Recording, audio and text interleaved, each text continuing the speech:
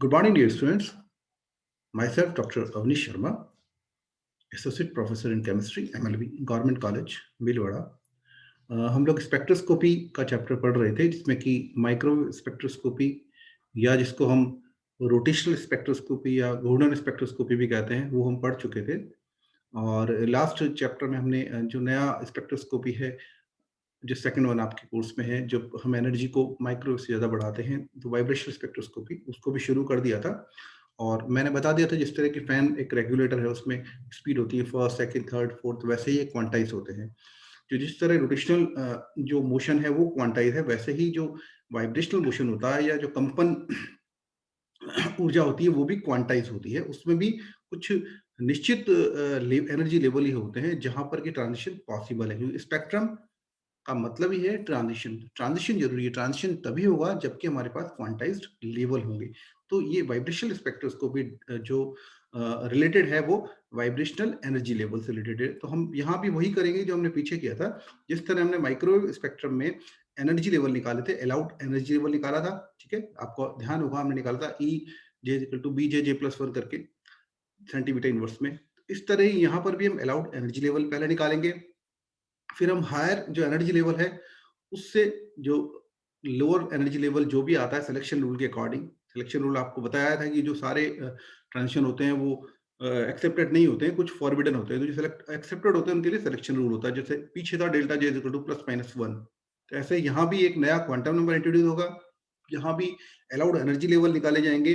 फिर हायर में से लोअर को घटा के हम उस जो गैप है, जितनी गैप की एनर्जी हमें चाहिए, जितनी फ्रिक्वेंसी हमें चाहिए उसको ट्रांजिट करने के लिए वो हम निकाल पाएंगे और एक स्पेक्ट्रम बना पाएंगे कि स्पेक्ट्रम किस तरीके का होता है। जिस तरह माइक्रोवेव के में दो तरह की थ्योरी थी, एक था रिजिड रोटर और एक था नॉन रिजिड रोटर, वैसे ही यहाँ पर भी दो तरह की थ्योरी होती है। एक जस्ट मिनट, एक हार्मोनिक ऑसिलेटर और एक अनहार्मोनिक ऑसिलेटर, ये दोनों तरह की थ्योरीज हम पढ़ेंगे। और मैंने ये भी आपको बताया था कि हमेशा जब भी कोई थ्योरी हम पढ़ने जाते हैं नहीं तो सबसे पहले तो सिंप्लीफाइड होती है, सिंपल थ्योरी होती है जिसमें कई सारे एजम्पशंस किए जाते हैं, ठीक है। और फिर उसके बाद में जो रियलिस्टिक जो चीज होती है उसको उसमें फॉलो किया जाता है, देन रियल थ्योरी आती है ना। तो जो यहाँ पर है, यहाँ पर सबसे पहले माना गया है कि जो वाइब्रेशंस हैं वो हार्मोनिक है। क्या है? हार्मोनिक, ठीक है। तो इसको हम कहते हैं हार्मोनिक ऑसिलेटर, ठीक है, या सरल आवर्त दोलक। तो जो मैं ब्रीफ में बताता हूँ फिर अपन थ्योरी पढ़ लेंगे। तो जो बॉन्ड है उसको ऐसा मान लिया गया है कि जो उसमें ऑसिलेशन हो रहा है, जो कंपन हो रहे हैं वो हार्मोनिक है। मतलब अगर उसका सेंटर ऑफ ग्रेविटी कोई है तो उससे सेम डिस्टेंस पे वो एक साथ जाते हैं, एक साथ वापस आते हैं, तो एनर्जी बिल्कुल बराबर दोनों साइड में वाइब्रेशन हो रहे हैं, ये कहलाता है हार्मोनिक ऑसिलेटर। और अगर ये अलग अलग हो तो वो कहलाता है अनहार्मोनिक ऑसिलेटर ना। तो ये अंतर है। तो हम पहले थ्योरी ड्राइव करेंगे, वो करेंगे सिंपल हार्मोनिक ऑसिलेटर की। सारा सेटअप वही है, इलेक्ट्रोमैग्नेटिक रेडिएशन जो इस केस में आईआर होगी, ठीक है, वो आएगी। एक मोनोक्रोमेटर लगाया जाएगा, एक इससे मोनोक्रोमेटिक लाइट मिलेगी, उसको सैंपल में डालेंगे। पहले ब्लैंक लेंगे जैसा मैंने बताया था, क्योंकि हमें डिफरेंस चाहिए कितना एब्जॉर्ब हुआ है। उसके बाद में सैंपल इसके अंदर लेंगे। अगर सैंपल में जो वाइब्रेशनल फ्रिक्वेंसी है उस मॉलिक्यूल की वो इस आईआर की फ्रिक्वेंसी से मैच कर जाती है तो ट्रांजिशन हो जाते हैं। और वो वाइब्रेशन फ्रिक्वेंसी का मतलब क्या है? उन एनर्जी लेवल्स जो हैं उनके बीच का गैप है। इतनी एनर्जी अगर इस आईआर जो रेडिएशन है उससे मिल जाता है तो ये ट्रांजिशन हो जाएगा और एब्जॉर्प्शन हो जाएगा और हमें पता चल जाएगा। और ये गैप है ये बहुत ही स्पेसिफिक होता है बॉन्ड का, है ना। इसीलिए जो आईआर स्पेक्ट्रोस्कोपी है वो काम आती है फंक्शनल ग्रुप पता करने की, कौन सा क्रियात्मक समूह किसी भी कंपाउंड में है। कार्बोनिल है, हाइड्रोक्सी है, ठीक है, एसीटोन है, ईथर है, कौन सा ग्रुप है, कौन सा बॉन्ड है, सी एच बॉन्ड है, सी एच डबल बॉन्ड है, सी डबल बॉन्ड सी है। हर बॉन्ड का फ्रीक्वेंसी अलग है, हर बॉन्ड का एनर्जी लेवल अलग अलग होता है और वही चीज हमारे काम आती है। जब तक डिफरेंशिएशन नहीं होगा तब तक वो स्टडी के लिए किसी भी काम में ना आती। अगर सारे बॉन्ड एक जैसा ही रिएक्ट करेंगे तो फिर ये स्पेक्ट्रोस्कोपी हमारे किस काम की? इसीलिए ये हमारे इसीलिए काम की क्योंकि हर बॉन्ड अलग तरह से रिएक्ट करता है, हर बॉन्ड के लिए एनर्जी लेवल अलग अलग होता है। अब हम इसको पढ़ते हैं। तो एक डाई एटॉमिक मॉलिक्यूल, एक द्विपरमाणु अणु जब आईआर क्षेत्र में अवशोषण करता है तो वह एक सिंपल हार्मोनिक ऑसिलेटर की तरह व्यवहार करता है। यह एक अजम्पशन है, मैंने बता दिया आपको कि इसमें माना गया है कि जो बॉन्ड है वो सिंपल हार्मोनिक ऑसिलेशन कर रहा है। ठीक है। अब आईआर के लिए कंडीशन क्या है? जैसे माइक्रोवेव के लिए कंडीशन थी कि मॉलिक्यूल में डाइपोल मोमेंट होना चाहिए और मॉलिक्यूल का dipole moment during rotation change होना चाहिए। ये तो होती है माइक्रोवेव की कंडीशन। आईआर की कंडीशन ये है कि डाइपोल मोमेंट होना मॉलिक्यूल में ये कोई जरूरी नहीं है। ठीक है, हो भी और नहीं भी, दोनों ही सही है। ठीक है, लेकिन ड्यूरिंग वाइब्रेशन इस डाइपोल मोमेंट में चेंज होना बहुत जरूरी है। अगर डाइपोल मोमेंट में चेंज नहीं हो रहा है तो वो आईआर एक्टिव नहीं होगा। इसका बहुत ही बढ़िया एग्जांपल है वो कार्बन डाइऑक्साइड को होता है जो बढ़ाते हैं। जिसमें कार्बन डाइऑक्साइड है उसमें कोई भी डाइपोल मोमेंट नहीं है। ठीक है, लेकिन इसकी जो वाइब्रेशन है जैसे हमने पढ़े ऊपर, इसमें एक सिमेट्रिक वाइब्रेशन होता है, एक एसिमेट्रिक होता है।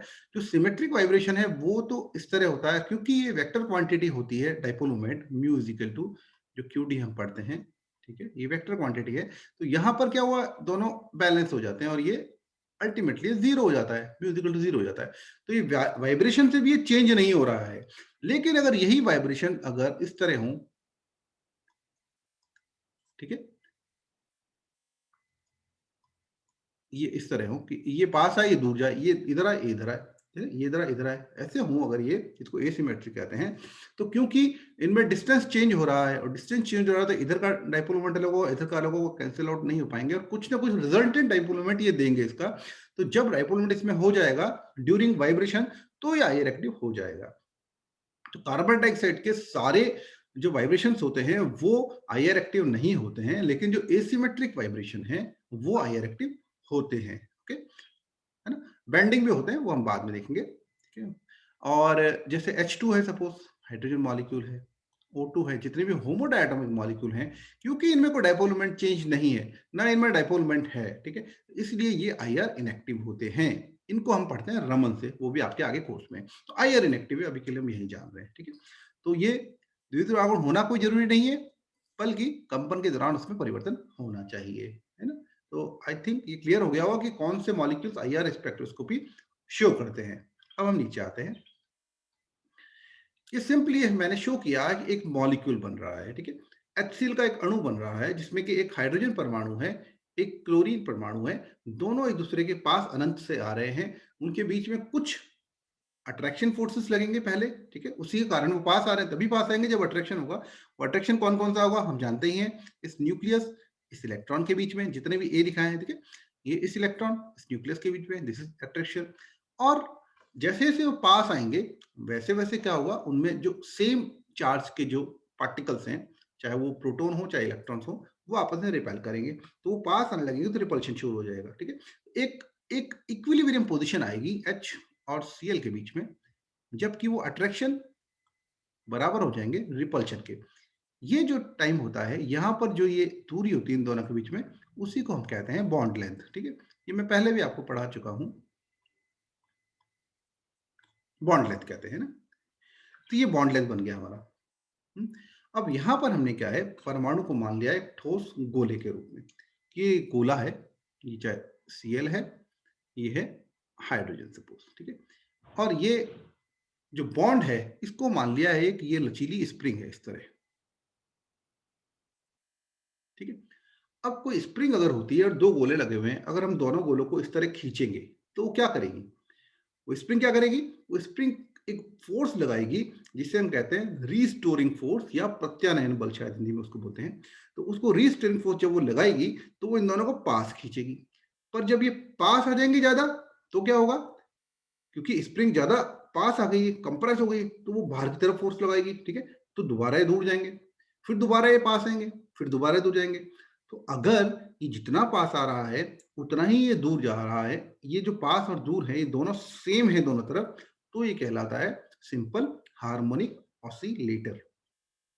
ठीक है, इस तरह क्या शुरू हो जाता है, वाइब्रेशन शुरू हो जाता है। ये एक सिंपल पोजीशन में थी स्प्रिंग बॉन्ड को जो हमने माना है, और हमने इसको छेड़ दिया, हमने इन दोनों को दूर खींच दिया, तो ये पास आएंगे। पास जो इनका इक्विलिब्रियम पोजीशन है उससे थोड़ा ज्यादा आएंगे, वहां के रुक तो नहीं जाएंगे क्योंकि अंदर आने का इनको रिस्टोरिंग फोर्स है, वो थोड़ा और ज्यादा अंदर आएंगे, तो फिर वो आ जाएंगे, फिर रुकेंगे। तो जो स्प्रिंग है उसके अंदर तो कुछ वाइब्रेशन घर्षण बल होते हैं जो रियल स्प्रिंग, यहाँ हम सब एजम्पशन कर रहे हैं ना, ये simple harmonic oscillator is a assumption, ये हमेशा याद रखेगा।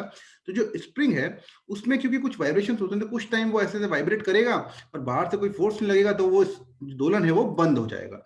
लेकिन मॉलिक्यूल्स के एटम के बीच में ऐसा कोई फ्रिक्शन नहीं है, ऐसा कोई घर्षण नहीं है, क्योंकि वो मैकेनिकल तो है नहीं, है ना, सॉल्व। तो वो क्या करेगा, वो अनवरत ऐसे ऐसे कंपन करता रहता है। तो आएगा, पास आएगा, दूर जाएगा, पास आएगा, दूर जाएगा, हर बार वो एक इक्विलिब्रियम जो बॉन्ड लेंथ है उसको क्रॉस करेगा, फिर पास आ जाएगा, फिर क्रॉस करेगा, फिर दूर चले जाएगा। तो ऐसे कंपन शुरू हो जाती है, कॉन्ट्रैक्शन एक्सपेंशन, कॉन्ट्रैक्शन एक्सपेंशन, संकुचन विस्तार, संकुचन विस्तार, ये इसमें दोलन शुरू हो जाते हैं, और ये दोलन कहलाते हैं harmonic oscillator, simple harmonic oscillator. ठीक है, तो जैसे स्प्रिंग है उसकी फिजिक्स में स्टडी किया था हुक्स ने, उन्होंने हुक्स ने एक लॉ दिया था हुक्स के स्प्रिंग के लिए। तो अगर हम इसको बॉन्ड को स्प्रिंग मान रहे हैं, तो उस हुक्स लॉ को हम यहाँ अप्लाई कर रहे हैं, ये हमारा तरीका है इसको सॉल्व करने का। तो यहाँ पर बंद में कॉन्ट्रैक्शन एक्सपेंशन हो रहा है, जैसा मैंने बताया स्प्रिंग की तरह ही हमने इसको मान लिया है। तो इस बंद में स्प्रिंग की तरह हुक्स लॉ का लगाया जाता है। हुक्स लॉ कहता है कि जो फोर्स होता है, जो रीस्टोरिंग फोर्स है या प्रत्यानयन बल, जो मैंने बोला आपको, जो रीस्टोरिंग फोर्स होता है, that is equal to minus K and R minus are equilibrium. ठीक है, ये हमारा क्वेश्चन नंबर 1 लिया हमने। तो यहाँ पर के जो है ये कहलाता है फोर्स कांस्टेंट। आर यहाँ पर कोई भी इंटर न्यूक्लियर डिस्टेंस है, जितना दूर या पास जा रहा है वो निकालें, अंतर्नाभी की दूरी है। आर इक्विलिब्रियम यहाँ पर बॉन्ड लेंथ है। ठीक है, बॉन्ड लेंथ हो गया, जहां पर कि वो मॉलिक्यूल रहता है जब उसके अट्रैक्शन और रिपल्शन बराबर हो जाते हैं। एफ मैंने बता दिया फोर्स है। तो ये नेगेटिव टर्म है, नेगेटिव हम इसलिए लेते हैं क्योंकि ऋणांशी बताता है कि हमेशा अगर ये बाहर जाएगा मॉलिक्यूल तो ये अंदर की तरफ काम करेगा फोर्स, अगर ये अंदर है तो फोर्स बाहर की तरफ काम करेगा, इसलिए इसको नेगेटिव रखा जाता है। यहाँ पर अगर तंत्र की ऊर्जा हम दें, सिस्टम की जो एनर्जी है that is equal to force into distance, है ना, तो उससे आ जाती है half k r minus are equilibrium का होल स्क्वायर। तो इस समीकरण से अगर हम एनर्जी और इंटर न्यूक्लियर डिस्टेंस जो है आर, ठीक है, आर के और एनर्जी के बीच हमने ग्राफ खींचे, इस आर और इस एनर्जी के बीच ग्राफ अगर खींचे हम, तो वो जो ग्राफ आता है वो ऐसे पैराबोला आता है। तो वो ग्राफ तरह पैराबोला आता है। ये बहुत ही इंपॉर्टेंट ग्राफ है। इसमें समझना ये है कि यहाँ पर HCl में वाइब्रेशन हो रहे हैं। वाइब्रेशन कौन से हैं, जैसा हमने एजम्पशन कर लिया है, ये वाइब्रेशन है सिंपल हार्मोनिक। ठीक है, या इनको हिंदी में कहते हैं सरल आवर्त, सरलावर्त ना। तो ये सिंपल हार्मोनिक ऑसिलेटर है। यहाँ पर क्योंकि क्लोरीन जो है वो भारी मॉलिक्यूल है, बड़ा मॉलिक्यूल है कंपैरिजन टू हाइड्रोजन, तो उसको मान लिया गया है कि वो फिक्स है यहाँ पर। ठीक है, और ये हाइड्रोजन मॉलिक्यूल है, ये वाइब्रेट कर रहा है। ठीक है, ये इसका इक्विलिब्रियम पोजीशन है, यहाँ पर ये इसका बॉन्ड लेंथ है, सपोज यहाँ इक्विलिब्रियम है। तो जैसे स्प्रिंग था, सपोज स्प्रिंग को छेड़ दिया था, उस तरह बॉन्ड छिड़ गया है और बॉन्ड वाइब्रेट हो रहा है। ठीक है, तो बॉन्ड क्या हो रहा है, पहले तो कंप्रेस होकर अंदर जा रहा है इस तरह, जितना ये अंदर जा रहा है उतना ही ये बाहर आएगा, दोनों साइड बराबर है, इसीलिए इसको सिंपल हार्मोनिक कहा गया है। ठीक है, एनर्जी जब इसकी बढ़ा देते हैं तो ये जो होता है ये इतना अंदर जाता है, इतना ही ये बाहर आता है। ये जो इक्विलिब्रियम है ये सेम रहता है, बॉन्ड लेंथ यहाँ की है, ये जहाँ आती है ना, मैं सिंपल इसको सीधा नहीं खींच पा रहा हूँ, समझ जाइएगा, सीधा है ये, बिल्कुल सीधी स्ट्रेट लाइन है ना। ये आर इक्विलिब्रियम बॉन्ड लेंथ है। ये क्लोरीन, ये हमने स्टेबल मान लिया है, भारी है इसलिए, और ये हाइड्रोजन मॉलिक्यूल इधर पास आ रहा है, दूर जा रहा है, ये पास आ रहा है, दूर जा रहा है, ये वाइब्रेशन हो रहा है, पास आया, दूर गया, पास आया, दूर गया, ये वाइब्रेशन हो रहे हैं। तो यहाँ पर इससे हमें कई चीजें देखने को मिलती हैं।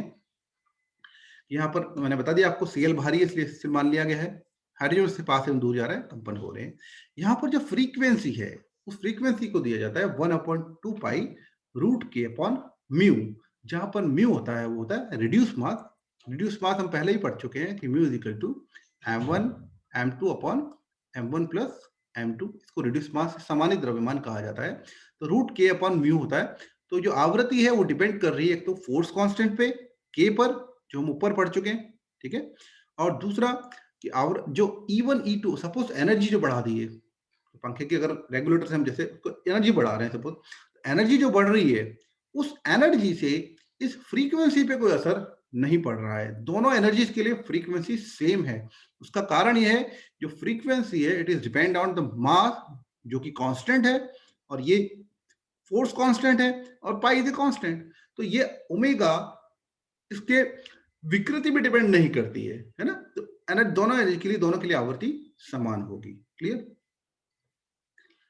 और इसको अगर हम सेंटीमीटर इनवर्स में लिखें तो वही अच्छे से अपने डिवाइड करना, जो omega r equal to r वैसे ही, तो 1/2 पाई सी रूट को अपन म्यू, ये आ जाएगा सेंटीमीटर इनवर्स में, है ना। तो ये भी क्वांटाइज है, तभी ये स्पेक्ट्रोस्कोपी शो कर रहा है। तो वाइब्रेशनल जो एनर्जी है वो भी क्वांटाइज होती है, और क्वांटाइज होती है इसलिए हम इस पे श्रोडिंगर समीकरण लगा सकते हैं। श्रोडिंगर समीकरण लगाकर इसके लिए अलाउड एनर्जी लेवल निकाले जाते हैं, जो आपके कोर्स में नहीं है। तो हम डायरेक्टली एनर्जी लेवल पढ़ेंगे, क्योंकि एनर्जी लेवल क्या है, अलाउड एनर्जी लेवल आपको समझ में आ जाना चाहिए अभी तक, कि हम इस तरह अलाउड ऐसे एनर्जी लेवल्स बनाएंगे जो अलाउड हैं, अनुमत हैं। सारे अनुमत अलाउड नहीं होते हैं, जैसा कि मैंने फैन और लैडर में कई बार आपको बता चुका हूँ कि 2 सीढ़ी के अगर ये स्टेप्स हैं तो इन दोनों के बीच में आप पैर नहीं रख सकते हो, ये क्वांटाइज है, या तो यहाँ या यहाँ, ये आपको डिसाइड करना है। ऐसे ही है यहाँ पर, E nu is equal to nu plus half H omega, ये अलाउड एनर्जी लेवल को बताता है जूल्स में। ठीक है, यहाँ पर न्यू है वो एक नई क्वांटम नंबर है, जिसे हम वाइब्रेशनल क्वांटम संख्या कहते हैं, वाइब्रेशनल क्वांटम नंबर। ओके, या कंपन क्वांटम संख्या भी कहते हैं। न्यू की वैल्यू होती है 0, 1, 2, 3 एंड सो ऑन। ठीक है, एच यहाँ पे हम परिचित हैं, प्लैंक्स कांस्टेंट है, ओमेगा फ्रीक्वेंसी है, वाइब्रेशन फ्रीक्वेंसी है ना। तो ये हो गया है आपका अलाउड एनर्जी लेवल। तो यहाँ पर एक बहुत ही इंटरेस्टिंग टर्म है जो शॉर्ट नोट्स में अधिकांश आती है, उसको आप देख लीजिए आप। वो है कि अगर हम यहाँ न्यू की वैल्यू 0 रखें, जैसे हमने पीछे रोटेशनल में पढ़ा था, तो रोटेशन में अगर जे की वैल्यू हम 0 रखते हैं तो जो बी होता है वो भी 0 हो जाता है ना। ठीक है, जस्ट ए मिनट। हाँ, ये देखिए, ये था B J J plus one. जे की वैल्यू अगर 0 रखते हैं हम यहाँ पर, जो अलाउड एनर्जी लेवल है B J J plus one, that is 0 centimetre inverse हो जाता है। लेकिन जब हम बात कर रहे हैं वाइब्रेशन की, तो हम अगर वापस नीचे चलें,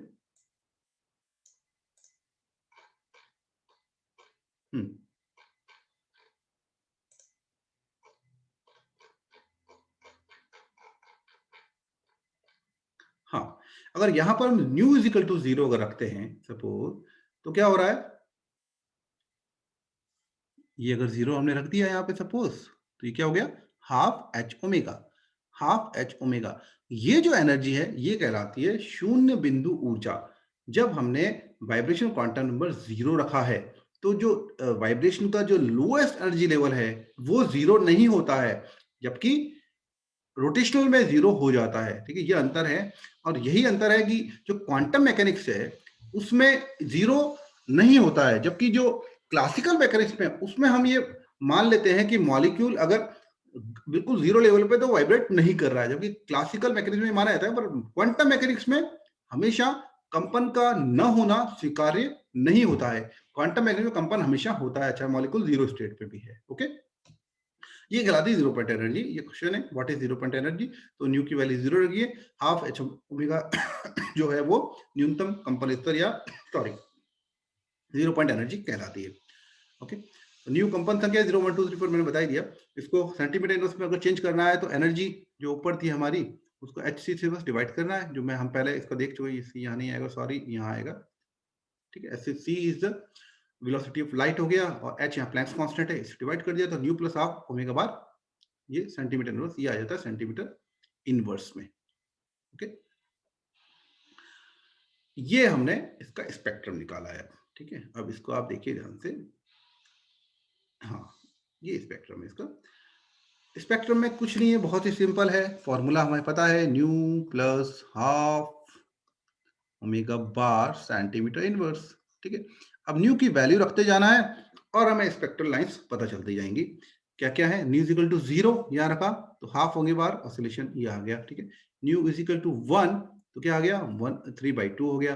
nu is equal to 2, this is 5 by 2, 7 by 2, 9 by 2, 11 by 2, 13 by 2, 15, 17, 19 by 2 omega bar oscillation. तो ये डिफरेंट अलाउड एनर्जी लेवल हैं। ये एक एनर्जी लेवल है, ये एक एनर्जी लेवल है, ये यहाँ पर 1.5 की संभावना नहीं है क्योंकि हमने इसको क्वांटाइज है। ये quantum number nu is equal to 0 होता है, 1 होता है, 2 होता है, बट 1.5 नहीं होता है। ओके, ये क्वांटाइजेशन कहलाता है। ये इंटरन्यूक्लियर डिस्टेंस है, ये एनर्जी है, ये इसकी बॉन्ड लेंथ है। बॉन्ड लेंथ से वाइब्रेट कर रहा है, जैसा हमने देखा इधर जा रहा है, इधर जा रहा है। जैसे ही न्यू की वैल्यू बढ़ रही है तो वाइब्रेशन जो फ्रीक्वेंसी है वो तो सेम है, बट उसका घेरा बढ़ रहा है ना, ये ज्यादा हो रहा है, ठीक है, एनर्जी बढ़ रही है उसकी। तो ये एनर्जी अलाउड एनर्जी लेवल है, वो बढ़ रहा है। तो वो देखिए यू ज्यादा दूर जा रहा है, ज्यादा पास आ रहा है, ठीक है, बट मोशन इज हार्मोनिक। ये सारे सिंपल हार्मोनिक मोशन है, ठीक है। ये इसका सेंटीमीटर से, ये ओमेगा बार ऑसिलेशन, ये बता दिया हमने। ओके,